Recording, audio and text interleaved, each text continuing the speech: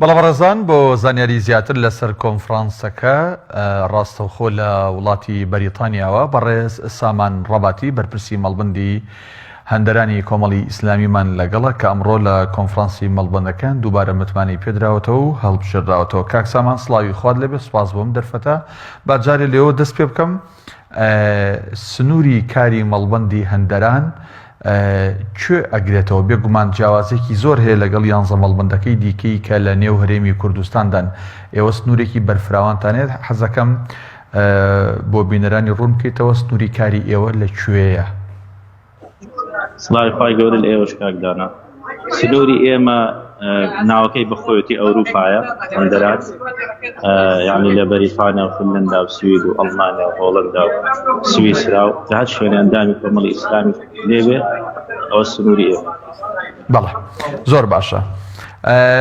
کۆنفرانسی مەڵبەندی هەندەرانی کۆمەڵی ئیسلامی چۆن بەڕێوە چوو؟ ینی هیچ گرفتێکتان بۆ هاتوۆتە پێش، بە تایبەت ئەوەی کە وڵاتانی ئەوروپی وڵاتانێکی بەرفراوان و زۆرن و لە ڕووی با بڵێن دووریشەوە زۆر لێک دوورن، ئایا ئەندامان بە گوڕوتینەوە بەشدار بوون؟ هیچ گرفتێکتان هاتە پێش یان نا؟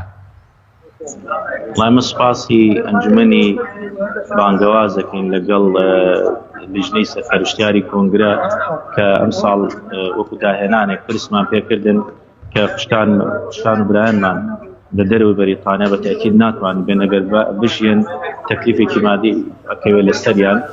ئێترەوە بۆوان ڕازی بوون کە ئۆنلاین بۆ خوشکان و برایان گروپی دەنگدان بکرێتەوە و لە بەریتانیاش لە شوێنێک خۆیان بکەینەوە. ئەوەمان کردبوو ئەو خوشک و برانی کە لە دەرەوەی بەریتانیان دوێنە شەو ئەوان دەنگدانی خۆیان دەستی پێ کرد هەتا 12 ئەمڕۆ لێرەشەوە سعات 1 پرۆسەی دەنگدان دەستی پێ کرد هەتا کۆتایی پێ. باش، ئەو ئەندامانەی لە نێو بەریتانیا بوون، ئاستی بەشداری ئەوان لە چه ئاستێکدا بوو و بەشداریان لە گروپینەکان کە بۆ گفتوگۆیە لەسەر ڕەشنووسی پێڕەوی نێوخۆی کۆمەڵی ئیسلامی کە بڕیارە لە کۆنگرەدا دەنگی لەسەر بدرێت چۆن بوو؟ بەداخەوە ئەمە حاڵەتێکمانە لەبەرەوەی خەڵکێ 4-5 ساعات سایەقی کردو تا گەیشتۆتە ئێرە، بەڵام ئەوەی کە دامان ناوەڕاستی خۆمان تەوەقعمان کردومان 100 کەس ئامادە ئەبێ، ئەلحەمدولیلا 94 کەس هاتن. داوا ئێمە لە کۆنفرانسی پێشووە 2015 65 ئەندام بەشدار بوو، بەڵام لەم کۆنفرانسەیە 94 ئامادە و 66 ئۆنلاین، یعنی 160 ئەندام بەشدار بوو.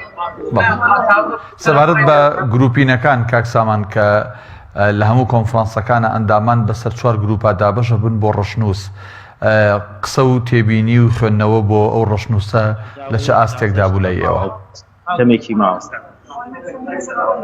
لەبەرەوەی شتی تر ناڵم، لەبەرەوەی خەڵکەکە دوور بوون تا گەیشتن، تا نان خورا، تا نوێش کرا، وەڵحاصڵ هەندێک شتی تریش ئەنجام درا ئەندامانی کۆنگرە هێشتا و پرۆسە ماوە. باش، کاک سامان چاوەڕوانی چ گۆڕانکاریەکی جەوهەری دەکەن لە کۆنگرەی کۆمەڵی ئیسلامیدا بە تایبەت بۆ سنووری مەڵبەندی هەندەران؟ واتە کۆمەڵی ئیسلامی دەبێت ینی لە چاوەڕوانی ئێوەیە دەبێت چی بکات و تەسەوڕەکەن چی بڕیار بدات بۆ کاروباری کۆمەڵ، بۆ کوردانی تاراوگە و بۆ ئەندامانی کۆمەڵ لە هەندەران؟ من خۆم ئەوەی کە لەو ماوە 4 ساڵە بۆم دەرکەوت سەرکردایەتی کۆمەڵ، ڕۆژانە گرنگی مەڵبەندی هەندەرانی زیاتری بۆ دەرەکەوێ، بۆیە قەناعەتم وایە ئینشاڵڵا لەمەوەدا زیاتر گرنگی پێدەن و ئێمە چونکە لەسەر ڕەزامەندی خۆمان بە داواکاری ئێمە و موافقەی ئەنجومەنی بانگەواز لایحەی مەڵبەندی ئەوروپامان گۆڕیوە، توانم بڵێم لە 100% جیاوازە لەگەڵ کوردستان.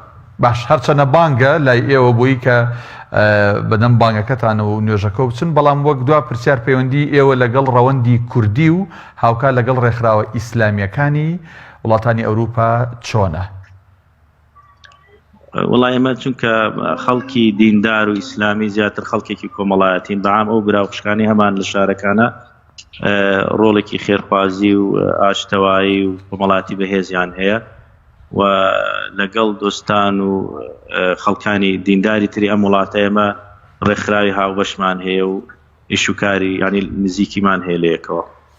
بەڵێ بەڕێز سامان ڕەباتی بەرپرسی نوێی مەڵبەندی هەندەران و هەڵبژێردراوە دووبارە بۆ بەرپرسیارەتی مەڵبەند. سوپاس بووی کە لە بەریتانیا و ڕاستەوخۆ لەگەڵماوی سڵاو ڕێزی ئێمەش بە برایان و خوشکانی ئەندامانی کۆنفرانس بگەێنن. خواتان لەگەڵ.